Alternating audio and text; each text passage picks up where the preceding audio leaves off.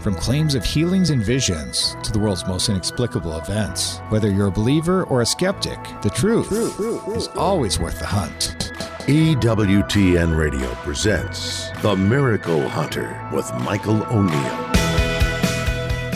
Welcome to the Miracle Hunter radio show on EWTN Radio. This is Michael O'Neill. I'm the Miracle Hunter.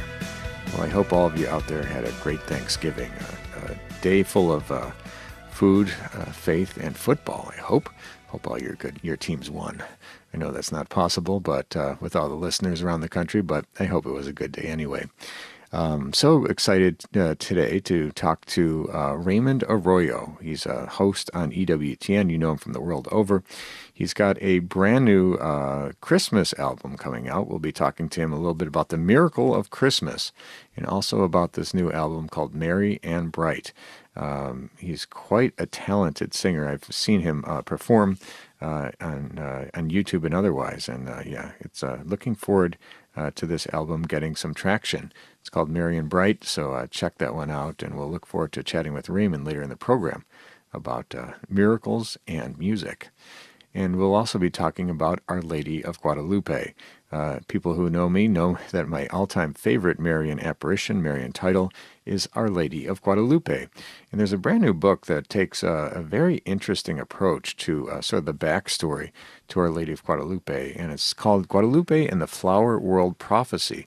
We'll be joined today by Joseph, Julian Gonzalez, and Monique Gonzalez, the authors of this fascinating new book. And, of course, those apparitions happened almost 500 years ago. 1531 were the apparitions to St. Juan Diego.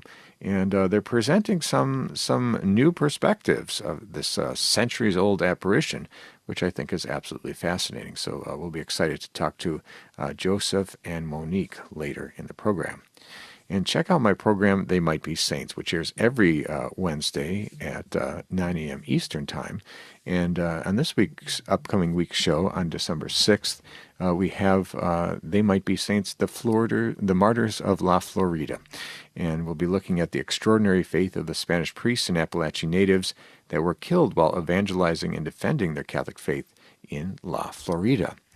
And check out Explore with the Miracle Hunter. We're talking about Our Lady of Guadalupe on this program, and I've got a program that's coming up related to the most visited Marian shrine in the world, which is Our Lady of Guadalupe in Mexico. And I'll be there to investigate how the miraculous image emblazoned on St. Juan Diego's tilma has inspired millions of believers. So check that one out tonight at 6 p.m. Eastern Time on EWTN television. Later in the show, we're going to be looking at the 365 Days with Mary project like we always do. Believe it or not, there's a different Marian devotion that lines up to every day of the calendar year. And for today, November 25th, we've got Our Lady of the Rock from Fiesole in Italy in the year 1446. And the might-be saint of the day is Blessed Elizabeth Achschler from Germany, who lived from 1386 to 1420. And the question of the week, it's an interesting one. Does the Virgin Mary only appear to Catholics? I'll see what I can do to answer that one in just a little bit. Let's take a look at the miracle news. We do this every week where we talk about the miracles happening all around the world and those things that relate to miracles. For people who want to keep up to date on what I'm reporting, you can go to the Facebook page of The Miracle Hunter, or you can go to my Instagram page where I have 25,000 followers. You can join the fun. And we try to post miracle stories that are happening each and every day. And so the story that's coming down to us today is that there is a Virgin Mary statue in Mexico that has started crying with, quote, real tears rolling down her cheeks, end quote. So this statue was spotted shedding real tears, and people are now flocking to witness this, quote unquote, miracle from many miles away, going there on special pilgrimages. And churchgoers in Mexico have apparently witnessed the statue of the Virgin Mary shedding tears. Of course, the church has not yet investigated, so we don't really know. And the alleged miracle is said to have happened at a church in El Canal in the state of Colima. And following reports of the incident, hundreds of curious people, believers and skeptics, have made their way to this place to see for themselves. And footage taken and uploaded to social media showed what looks like small drops of tears or transparent liquid falling from the eyes of Mary. And you can see that if you go to the Facebook page of the Miracle Hunter. I have that article posted. Others in the area have associated the Virgin Mary's tears with violence going on in Colima. We always ask the question, why the tears of Mary? There are very rarely messages associated with a weeping statue. And so why? And so there's people talking about it corresponding to the ongoing violence in Colima. And one of the witnesses there, this man named Victor Ramos, he said we can associate with the violence rates that are being experienced here in the state of Colima and here in the community, end quote. And just by numbers, at least 702 confirmed intentional homicides have been recorded by the Colima's prosecutor's office up to October of this year. And Maria Mercedes Hernandez, a visitor, she said that she hoped that the Virgin would provide a return to peace for Colima as well as the rest of the world. There are numerous people who are talking about this, including this Professor Luigi Garlaschelli, and he says that some statues are able to absorb water due to their porous material, and so he is saying that perhaps there's a small scratch that happened to the protective glaze and allowed water to fall in. So that he's a skeptic in this situation. But currently, the Catholic Church has not yet investigated it. So if we find out more about this and perhaps find out if it is a true miracle, perhaps true tears coming from that statue would solve that or establish that. But we'll find out when the Church, if and when the Church investigates. And for more information on this story or any of the other miracle news stories happening around the world, connect to the Facebook page of The Miracle Hunter. Let's take a look at Catholic Pub Trivia. We do this every week where we ask a trivia question and give out a prize to an emailer that gets the right answer. The prize that I give out is the Miracle Hunter image of the Faces of Mary. And people who write in the fastest with the right answer will win that prize. Answers and winners will be posted on the show page on miraclehunter.com. The question from last week related to sacramentals. We spoke with the author of the book of Compendium of Sacramentals last week, so we thought that was appropriate. And so the question was, according to the Catechism of the Catholic Church, what are the three types of sacramentals? One is blessings, the second is consecrations/dedications, and the third is exorcisms. So if you sent in that right answer, you'll win the prize, the image of the Faces of Mary. Now the question for this week, we're talking about Our Lady of Guadalupe and the Flower World Prophecy. And the question for this week is, how many popes have visited the Guadalupe image in Mexico? Again, that question is, how many popes have visited the Guadalupe image in Mexico? And if you think you know that answer and want to win the prize, the image of the Faces of Mary, send me an email to miraclehunter@ewtn.com or questions@miraclehunter.com, and maybe we'll be sending you out the prize if you're the fastest. We need to take a short break, but when we come back, we're going to be talking about the miracle of Christmas with Raymond Arroyo and his brand new album, Merry and Bright. Stay with us for that.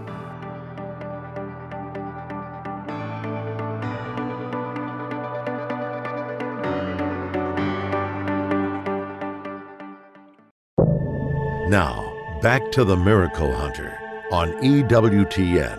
Here's Michael O'Neill. Welcome back. You're listening to the Miracle Hunter radio show on EWTN Radio. This is Michael O'Neill. I'm the Miracle Hunter. People who tune into this show know that we talk exclusively about miracles, and when we talk about miracles, perhaps there's no greater time of year than the Christmas season to be looking at the miracles in our own life and the miracle of Christmas in general. Well, we're so excited today to be joined by a friend of the program, and of course you all know him. Everybody who watches EWTN knows Raymond Arroyo. You know him for his cutting interviews on World Over, but did you know that he also, in addition to being an author of numerous books, is also a great singer in his own right. And so he's got a brand new CD that's coming out, or audio coming out, called Merry and Bright, that goes through some of the Christmas classics just in time to celebrate the miracle of Christmas indeed. So welcome back to the program, Raymond Arroyo. Hey, Michael, thanks for having me. Always a pleasure.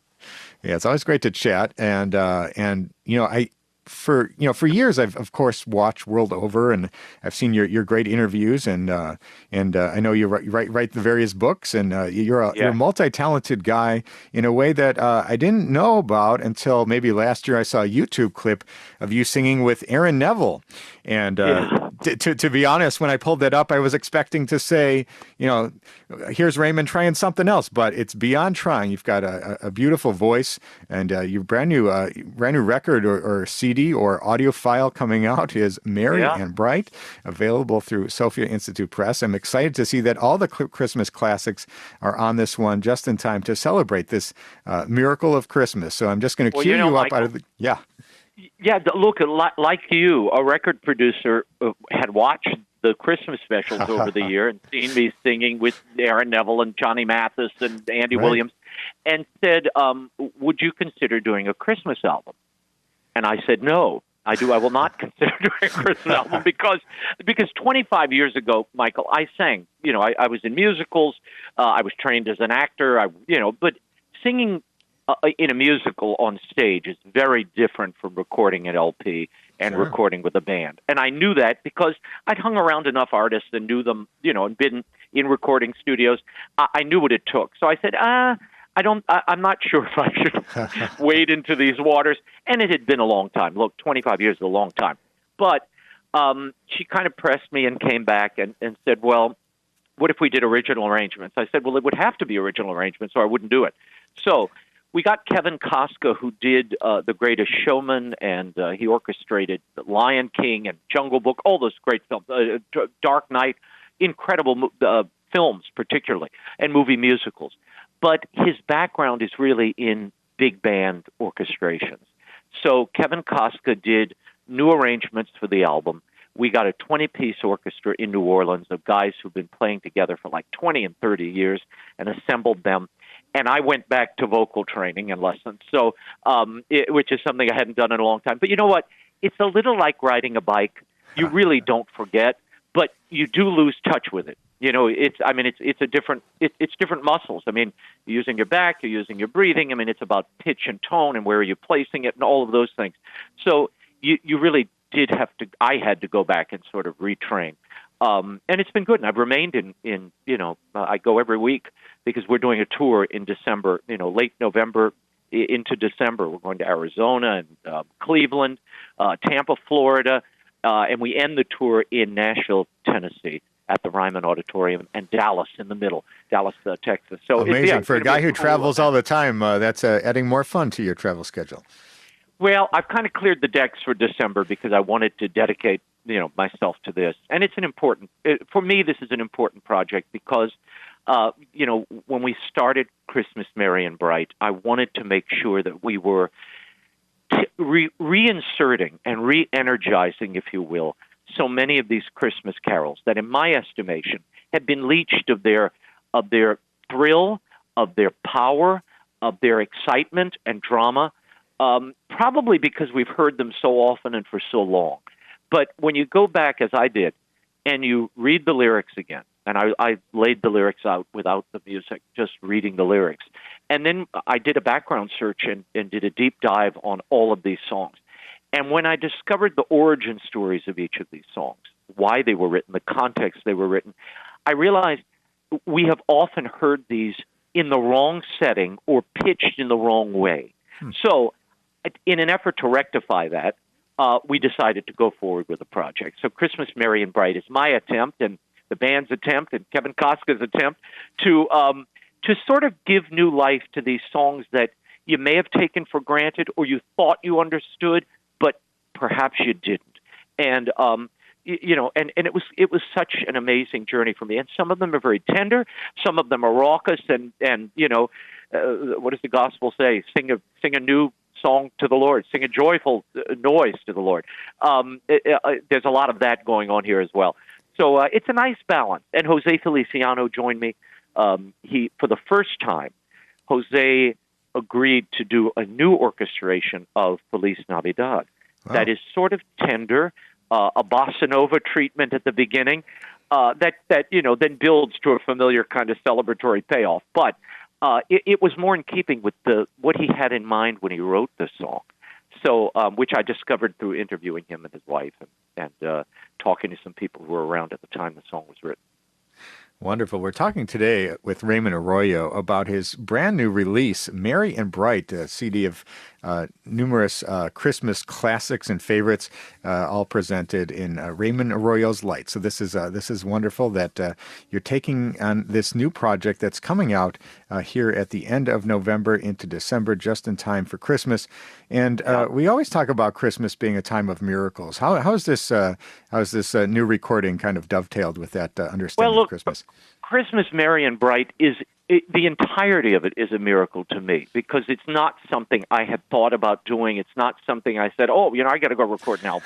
I really didn't. It was not something on my hit punched card. But I have to say, when I got into the movement of it, once I started doing the research and saw the music coming in, and when the band started assembling, and as I put the orchestrations together, and then once we got into studio, we recorded this in a little theater in New Orleans, Le Petit, which is right in the middle of the French Quarter, literally next to the cathedral in New Orleans. If anybody's been downtown.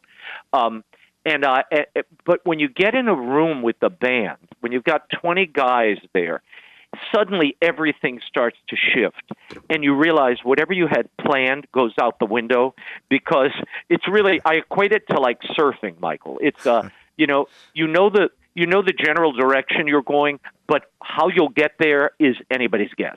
So you kind of get on your board and you have to ride the music that they're providing to you, and it changes everything. It changes the phrasing, it changes the tonality, it changes the drama of the song. So those surprises, that was a miracle to me. Inspiration, the term inspiration comes from breath, breath drawn in, breath, God breathing breath into us. And I thought as I was singing through some of this, there were things we did, there were moments that were captured that we never anticipated, that I never planned. That was just inspired, and it was all of us together. Sort of riding this wave of music. And it's beautiful. It's a beautiful, incredible thing. And I love that we were able to record live with the band in the room. So, we obviously did retakes and portions of the songs that we retook when there was, a horn was off or I was off. But there is a real energy in the room that's captured that you don't get, I think, when you do a punch edit and you record a vocal later. It's just not the same. So, but the miracle, you asked about miracles. One of the greatest... I always do. You'll love this. The moment I knew I was doing this Christmas Merry and Bright, by the way, everybody can go to RaymondArroyoChristmas.com. RaymondArroyoChristmas.com. There's a trailer video there. You'll see the whole band and Jose and myself, and also tour dates, and you can buy the album there as well. It'll send you to all the vendors.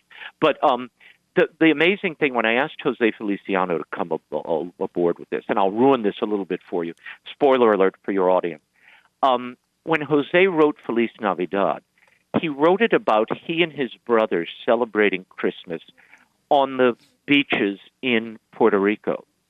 And he said, I envisioned them, beating on instruments, and we were singing old Spanish Christmas carols. That's the way I saw it when I wrote the song.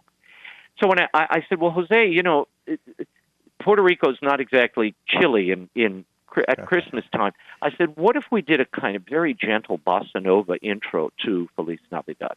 And you just accompanied me on guitar, and we brought the pieces in as we went along. And he agreed to that. And what we got was sort of this amazing family reunion feel, which I can't even describe. You have to go listen to it, and you'll see what I mean. But it captured that. We captured that moment. And it was a miracle that it happened for this reason. Jose had a gig in the Dominican Republic the night before we had set, to record. His plane, I sent my producer to pick him up. He is not there for the pickup because his flight is delayed by 14 hours. He finally gets in the wee hours of the morning, the day we were to record. All of his bags have been lost. There's only one bag on the carousel. It's his guitar. That's the only thing that made it. And that is the guitar you'll hear on this cut. It's literally all the man had. He had no clothes. He had no toothbrush. All he had was the guitar. He brought that into the session a few hours later, and you'll hear what we created. So, I always say whenever you're doing something really good, you can bet the enemy will challenge it and try to block it. But inevitably, the silver lining emerges, and you just sort of have to stay at it. I threw my back out, by the way. I had 2 herniated discs a week before the recording, and I contemplated canceling it. But I figured, you know what? There's too many people involved. There's too much, energy that's already been expended here. I have to do this. So I did whatever it was, 3 hours on my feet, full days. And we got through it, and it sounds pretty good. I'm happy with how it turned out. So all of that is a miracle, Michael, all of it.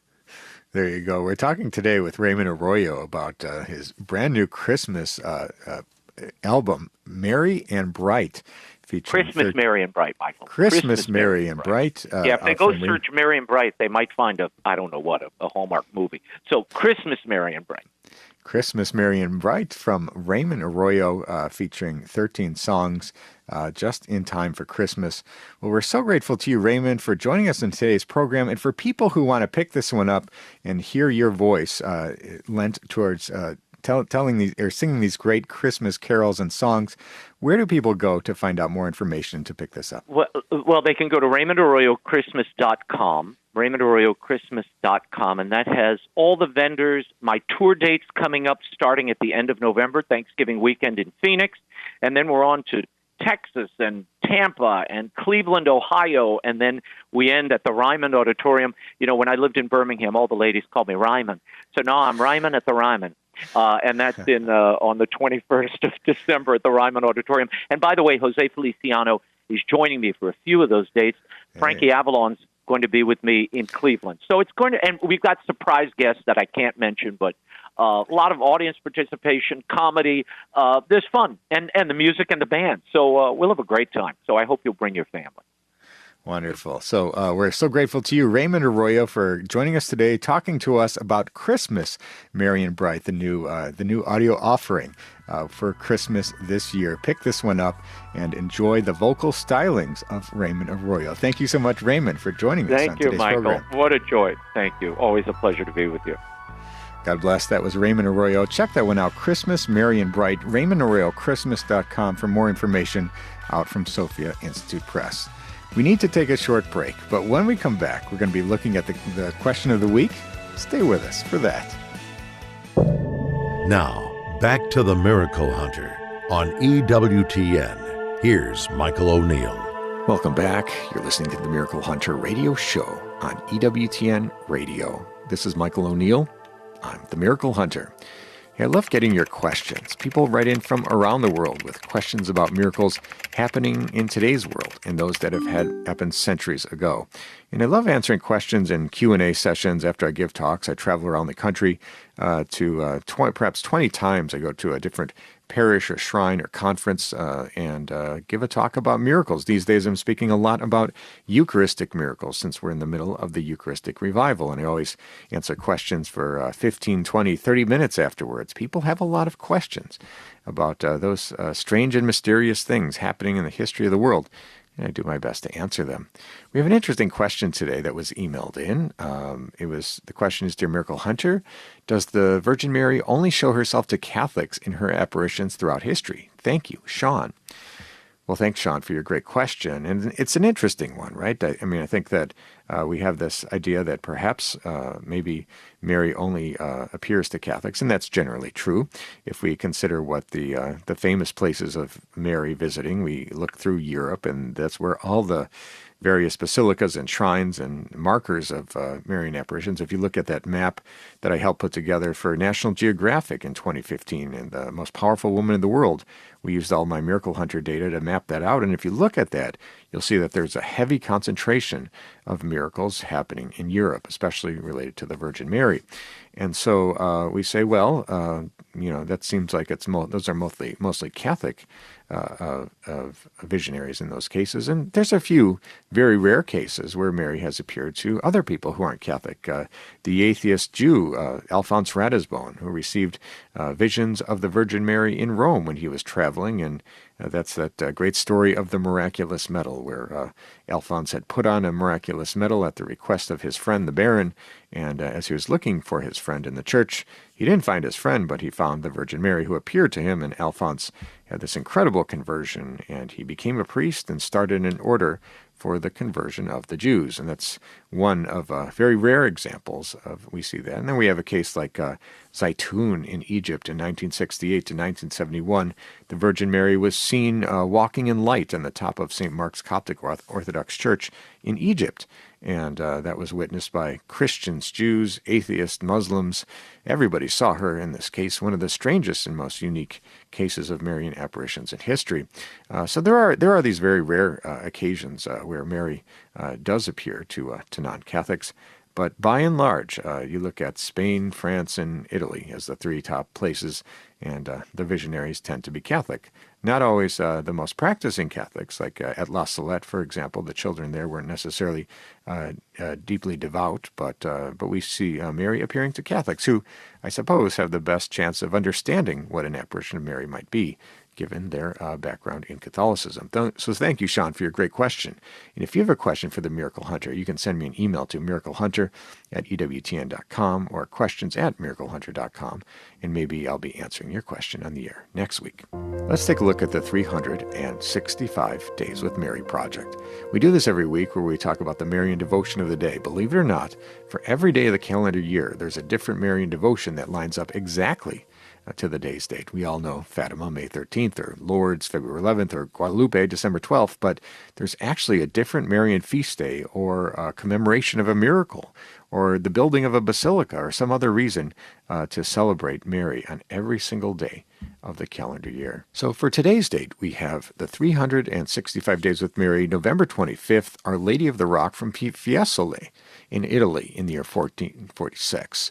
So according to tradition, twin shepherdess from Fiesole brought the sheep in and every day stopped to pray by a small cavern carved out in a rock with a statue of Mary and Jesus with two angels.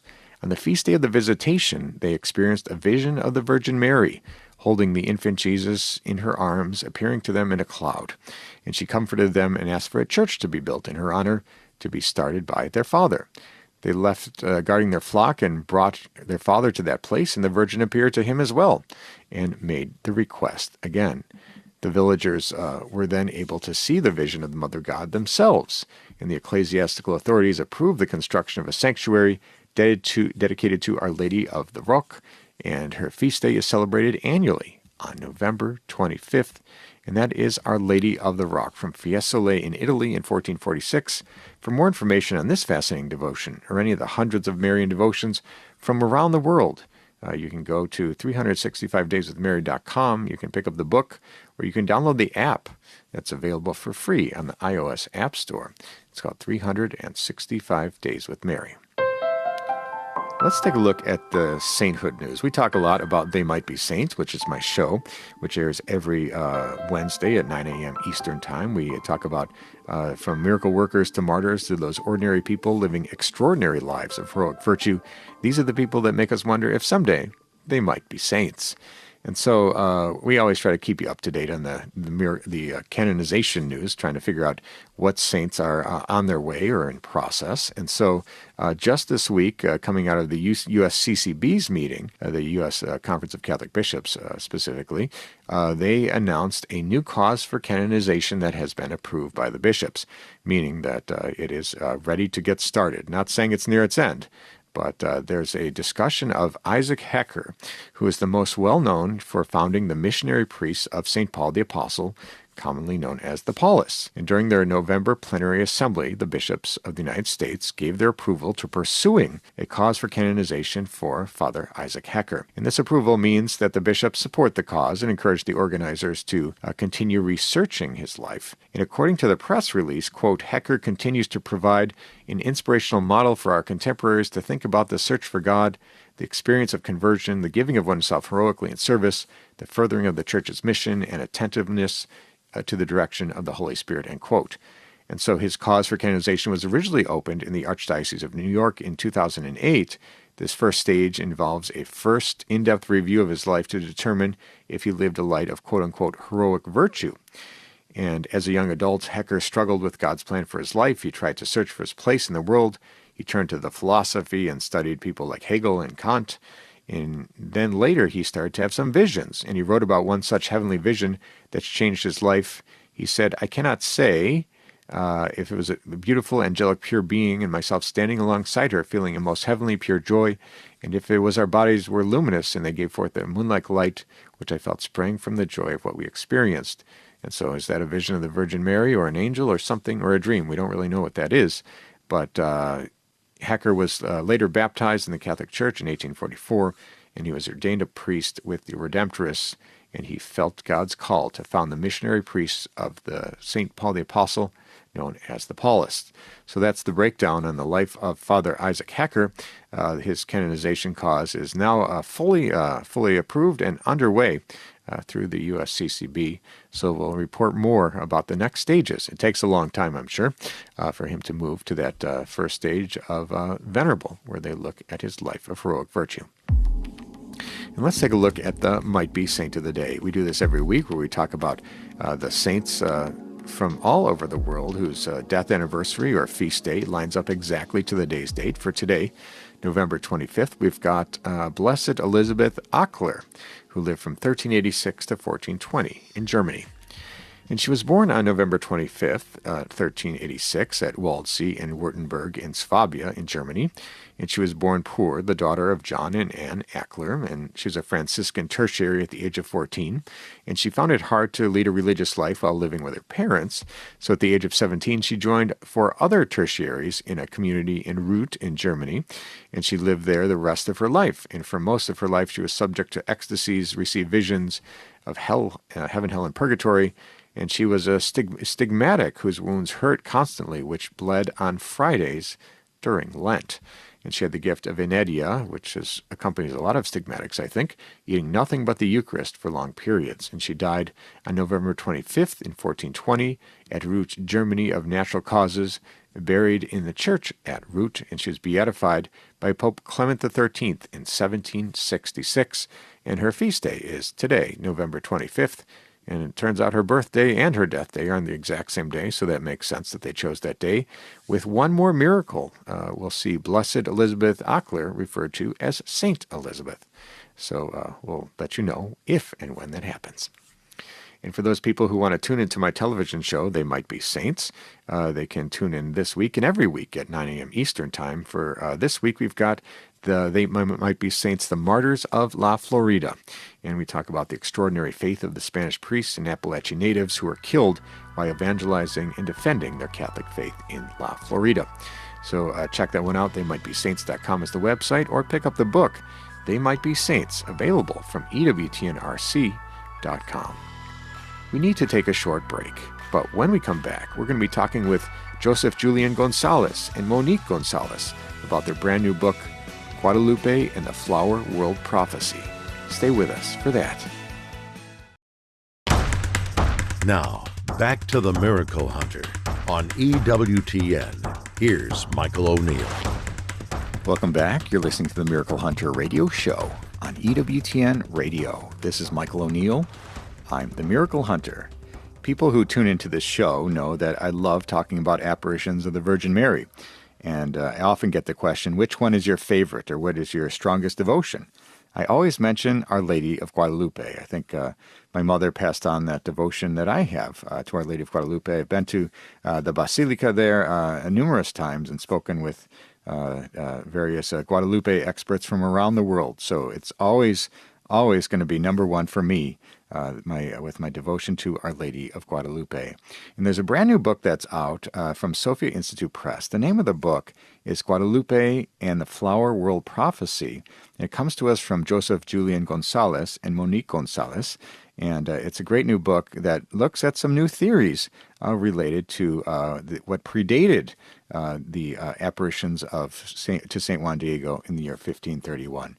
We welcome to the program today Joseph and Monique. Hello. Thank you, Michael. Thanks for having us. Yeah, it's wonderful to have you on the show. And the name of the book is Guadalupe and the Flower World Prophecy.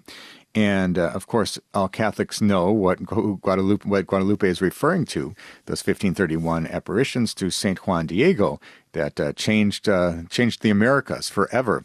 And then we talk about the Flower World Prophecy, and nobody knows what that means. Tell us, when you wrote this book, what were you pointing to when you talk about the Flower World Prophecy? Well, yes, thank you, Michael. Yeah, we believe that we're adding a lot to the story. You know, we kind of refer to it as the tip of the iceberg, that people tend to know about the Tilma, the Guadalupe story, the encounter in 1531, and, of course, they know about the millions of conversions that happened in the decade after that. But below the surface, the Tilma is the tip of the iceberg. Below the surface is a lot of information. Of course, a lot of people like yourself have well-documented information that would be on the Tilma itself. But actually, in our book, we deal very little with the Tilma. We actually break what we're talking about into two broad fields of study. One of them is Flower World, which deals with anthropology and archaeology, and the other one is Nahua philosophy. Now, Nahua were the name of the people that lived at the time of the Spanish arrival. So, Flower World, the way that we like to explain this is to talk about the encounter, the narrative itself, and then we'll branch out from there. So Monique will give us a brief synopsis of the major points in the Guadalupe narrative. So go ahead, Monique. Sure. We like to start with the narrative because in the very beginning, when Juan Diego's coming up on the hill of Tepeyac, he finds himself swept into this paradisal realm that's full of light and music. He's surrounded by the music and birds and color. And he's so startled by what he's experiencing that the very first thing that he says is, "Am I worthy of what I hear?" Which is a very important concept, worthiness, that will play out later on. But right after that, he says, "Could I be in the place my ancient ancestors spoke of, the flower world paradise in the land of heaven?" So with these words, he's tying what he just experienced to this ancient indigenous belief system. So very soon after that, he encounters a lady, a heavenly being, who identifies herself. And when she identifies herself, she not only says she's the mother of the one true God, but she also uses 4 terms or attributes that directly relate to the Nahua understanding of a one supreme God. And then very soon after that, she asks for a chapel to be built. And, of course, he encounters all these obstacles and conflicts, including especially with the bishop, who specifically says that he wants a sign, he wants the proof. And we are all familiar with that. But what's interesting is how it plays out with Flower World is on the very last day when he's trying to avoid Guadalupe, he goes up on the east side of the hill at Tepeyac because it's a 14-mile walk, and he's going south. And he used to be on the west side, but on the last day he goes to the east side because his uncle is sick. He's trying to get a priest. But in the process of doing that, Mary, she finds him, even though he's trying to go away, and she directs him to travel westward. This is a key point, which we'll talk a little bit more about, and to travel westward up into the hill of Tepeyac, where he finds a multitude of precious, shining flowers with all the singing and everything that he experienced before.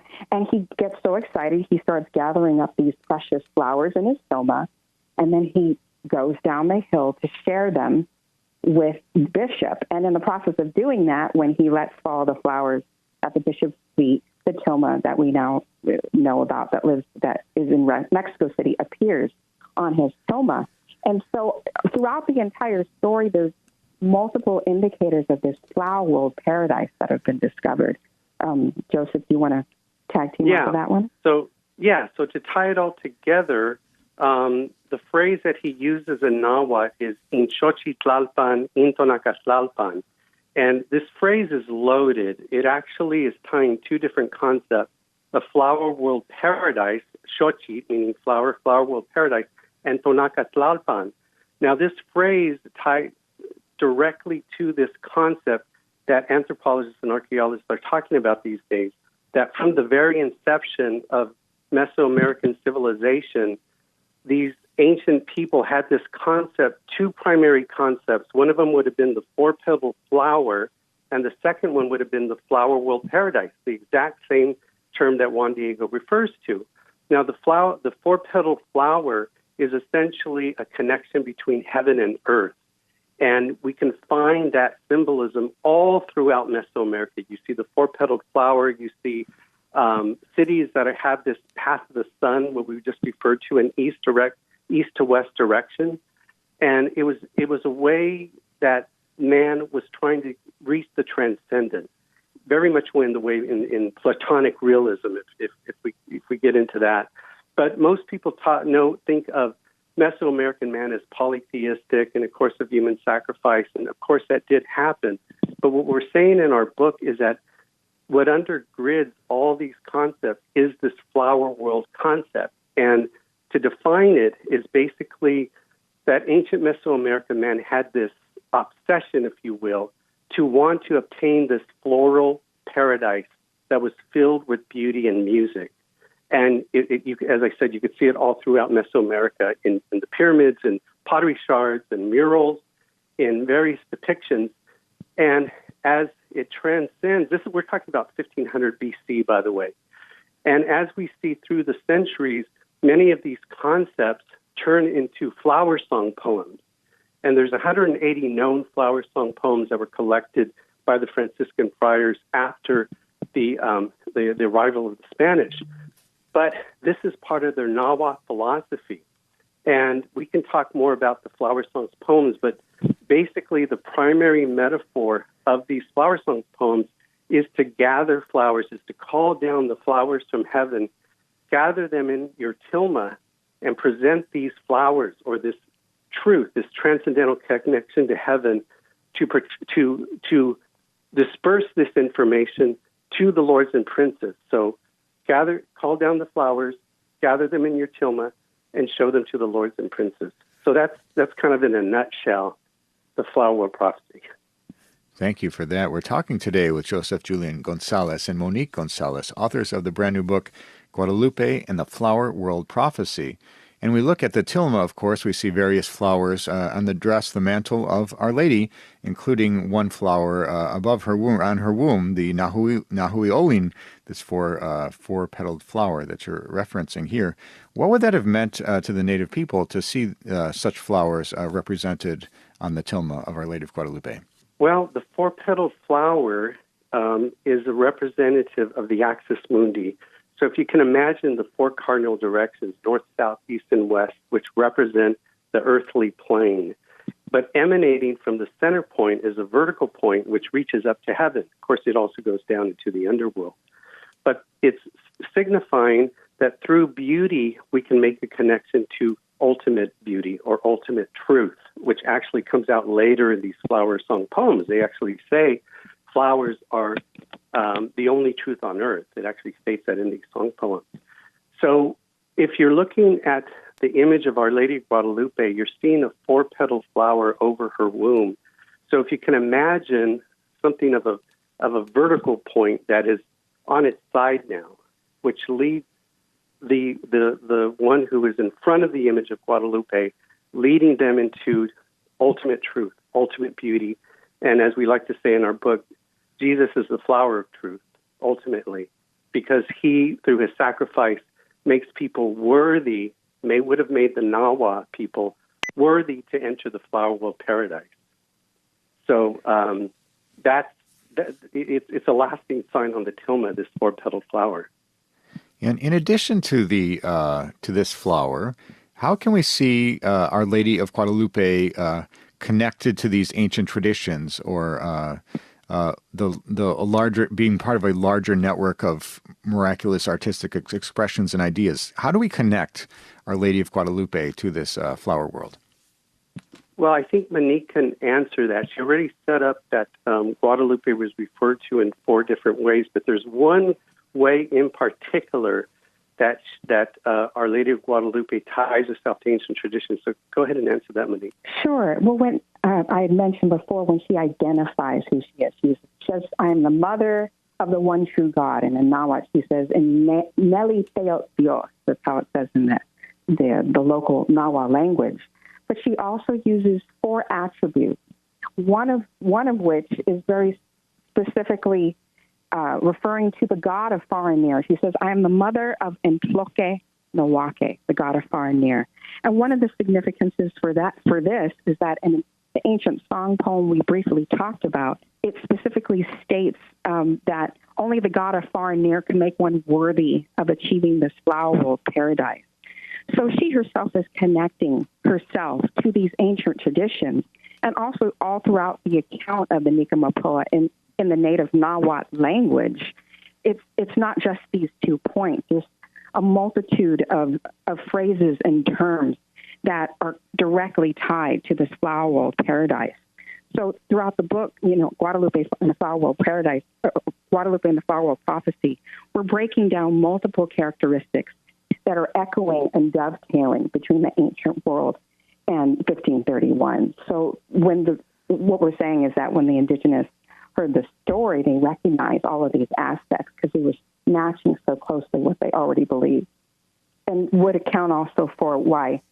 Another thing we discussed in the book is about the missionary failure, and most of the indigenous were not converting, and Bishop Zumanaga does himself say that's a problem, and how can we overcome it? And even writes to the emperor in Spain saying we might as well pack up and go home. So when Guadalupe appears and ties herself to this ancient indigenous system, we just see this fulfillment of 3,000 years of preparation that we believe happened in the Americas. Right, Michael, and if I could just add one more point to it. The flower song poems, not only does the singer desire to gather these flowers in his tilma, he wants to enter into the flower world paradise where these flowers of truth reside. But as the flower song poems go, the singer doesn't actually go to the flower world paradise, and therefore the singer doesn't actually collect the flowers. And the reason stated, as Monique said, it was because he was not worthy, because he was with sin, and only the God of far and near can make one worthy to enter the flower world paradise and gather the flowers. And the exact same term in Tlokanawake is uttered by Our Lady of Guadalupe as she being the mother of this attribute, the God of far and near. Absolutely. We're talking today with Joseph Julian Gonzalez and Monique Gonzalez about the brand new book from Sophia Institute Press, Guadalupe and the Flower World Prophecy. And it seems to me, with going through all this archaeology and all the philosophical ramifications behind these songs that you've been listing out, we can look at the Guadalupe apparitions being sort of a culmination of thousands of years of preparation for the people of the Americas. What is your hope in presenting the case of the Flower World Prophecy? Well, yes, you bring up a very good point. We say that the Guadalupe narrative is part 2, and Flower World in Nahuatl philosophy is part 1 of a great meta-narrative basically showing God's salvific plan for the Americas. So what we're hoping to do, one of the goals, is to be able to show in detail the way in which God prepared the people of Mesoamerica down to so many different points that we can't even go into because we don't have the time right now, and all to lead Mesoamerican people to Jesus Christ. So our message is, why is that not happening today? If God was in control of history then, why is he not in control of history now? And even though we may be going through chaotic times and people are stressed out, they're worried, that to just fall back and know this was already preordained. God is in control of history, and through the Immaculate Heart of Mary, we will be taken care of. So that, I would say that's probably an overriding message of our book. And for people who want to pick up this book and perhaps find out more about you and your work, what's the best place that people can go? Oh, sure. They can actually go to the Sophia Institute website and order the book on there as pre-order. It'll be available November 21st. And we are also developing a website that will go into even more details than what's in the book. And that's www.guadalupeflowerworldprophecy.com. Wonderful. Right. It's also available on Amazon and Barnes & Noble and all your favorite booksellers. Wonderful. Well, we're so grateful to you, Joseph Julian Gonzalez and Monique Gonzalez, for bringing forward this new book, Guadalupe and the Flower World Prophecy, out from Sophia Institute Books. Thank you so much for joining us on the program today. Thank you, Michael. God bless you so much for having us. God bless you. God bless. And that was Joseph Julian Gonzalez and Monique Gonzalez. What a great conversation about Guadalupe and the Flower World Prophecy. Check that one out. And that's all the time we have for today's show. If you missed any of this episode or want to catch up on past episodes, you can go to EWTN.com/radio and check out the audio archives or download the free EWTN app. I'd like to thank our guest today, Raymond Arroyo, for talking to us about his brand new album, Merry and Bright, and the Miracle of Christmas. And Joseph Julian Gonzalez and Monique Gonzalez, the authors of Guadalupe and the Flower World Prophecy. Check out Explore with the Miracle Hunter tonight at 6 p.m. Eastern Time. I'll be going to the most visited Marian shrine in the world at Guadalupe in Mexico City. And we'll be there to investigate how the mysterious image emblazoned on St. Juan Diego's tilma has inspired millions of believers. And check out my latest book, Science and the Miraculous, How the Catholic Church Investigates the Supernatural. It's available from Tan Books, and you can go to EWTNRC.com. And I'd like to thank you for joining me today on Miracle Hunter, where from claims of healings and visions to the world's most inexplicable events, whether you're a believer or a skeptic, the truth is always worth the hunt. Talk to you next week.